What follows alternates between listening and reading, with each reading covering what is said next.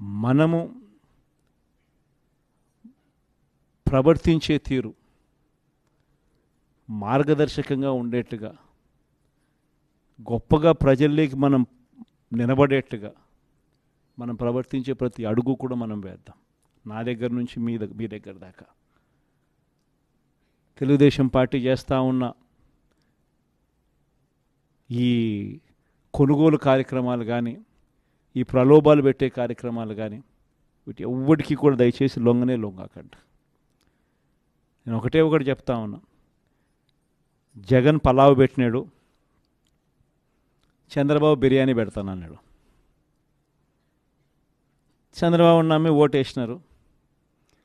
బిర్యానీ బాయా పలావ్ బాయా లాస్ట్కు పస్తు పండుకోవాల్సిన పరిస్థితి. చంద్రబాబును నమ్ముకుంటే ఎక్కడైనా ప్రజలైనా అంతే, నాయకులైనా అంతే. ఇంతకుముందు మన పార్టీ నుంచి 23 మంది ఎమ్మెల్యేలను తీసుకున్నారు, 3 ఎంపీలను తీసుకున్నారు. ఆ 23 మంది ఎమ్మెల్యేలలో ఎంతమంది టికెట్లు ఇచ్చినాడు? నాకు తెలిసి 3కి. ఆ 23 మంది ఎమ్మెల్యేలను తీసుకునేటప్పుడు ఒక్కొక్కరికి ఎంత ఇస్తామన్నాడు? ఒక్కొక్కరికి 20 కోట్లు. ఇచ్చింది ఎంత? అడ్వాన్సు. దాని తర్వాత వాళ్ళు ఆ పక్క పోయిన వాళ్ళు అందరూ అన్న మీ దగ్గరికి వచ్చేస్తా ఉన్నా మేమంతా అని చెప్పి మళ్ళీ నాకు ఫోన్ చేసినారు.